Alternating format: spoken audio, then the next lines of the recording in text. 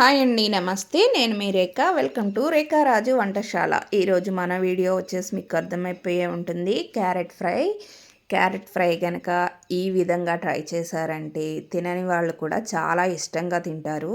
Evenly పిల్లలు అవి క్యారెట్ని ఇష్టంగా తినరు కదండి. వాళ్ళకి లంచ్ బాక్సుల్లోకైనా మార్నింగ్ టైం ఎటువంటి హడావిడి లేకుండా చాలా సింపుల్గా ప్రిపేర్ చేసేసుకోవచ్చు. ఎలాగో చూసేద్దాం రండి. ముందుగా ఒక పావు కిలో క్యారెట్స్ని తీసుకుని ఈ విధంగా తురుముకుని పక్కన పెట్టుకోండి. ఇప్పుడు స్టవ్ ఆన్ చేసి ప్యాన్ పెట్టుకుని అందులో కొంచెం ఆయిల్ పోయండి. ఆయిల్ కాగిన తర్వాత ఒక స్పూన్ మినప్పప్పు, ఒక స్పూన్ పచ్చిశనగపప్పు, ఒక హాఫ్ స్పూన్ జీలకర్ర, ఒక హాఫ్ స్పూన్ ఆవాలు వేసి ఒక 4 ఎండుమిర్చిని ఈ విధంగా తుంపుకుని ఈ విధంగా వేసుకొని ఒక్కసారి కలుపుకుని వేగనివ్వండి. ఇలా వేగిన తర్వాత ఇప్పుడు ఇందులో 2 రెబ్బల కరివేపాకు వేసి ఇలా మూత పెట్టండి. ఇలా మూత పెట్టడం వల్ల కరివేపాకులో ఉన్న వాటర్ అనేది చిమ్ముతుంది కదా, చిటపటలాడుతుంది కదా కరివేపాకు. అలా స్టవ్ మొత్తం అవ్వకుండా ఉంటుంది, మన మీద కూడా పడకుండా ఉంటుంది. మధ్యలో ఒక్కసారి ఇలా తీసుకుని ఇలా కదిపితే చెమ్మ మొత్తం పోయి కరివేపాకులోది బాగా వేగుతుంది. ఇప్పుడు వేగిపోయింది. ఇప్పుడు ఇందులో ముందుగా మనం తురుముకుని పక్కన పెట్టుకున్న ఈ క్యారెట్ తురుమును కూడా ఇందులో వేసేసుకోవాలి. ఈ విధంగా తురుము మొత్తం ఇందులో వేసేసుకోండి. ఈ ఫ్రై అనేది చాలా త్వరగా అయిపోతుందండి.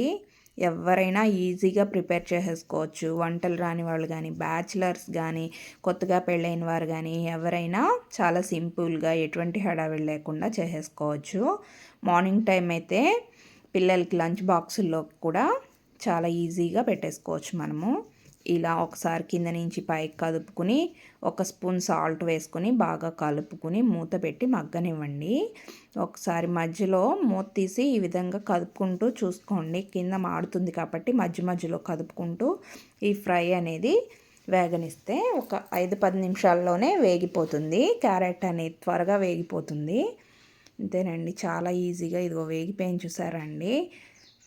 ఈ పెనం నుంచి మనకి ఇలా ఫ్రై అనేది సపరేట్ అవుతూ తెలుస్తుంది మనకి. ఆయిల్ పక్కకు వచ్చి అప్పుడు ఈ ఫ్రై అనేది రెడీ అయిపోయినట్టే. ఇప్పుడు మనం స్టవ్ ఆఫ్ చేసుకొని సర్వింగ్ బౌల్లోకి తీసుకుని సర్వ్ చేసేసుకుందాము. ఈ బౌల్లోకి తీసుకుంటున్నాను నేనైతే. ఇలా తీసేసుకుని ఇందులోకి మొత్తం ఇలా వేసేసుకొని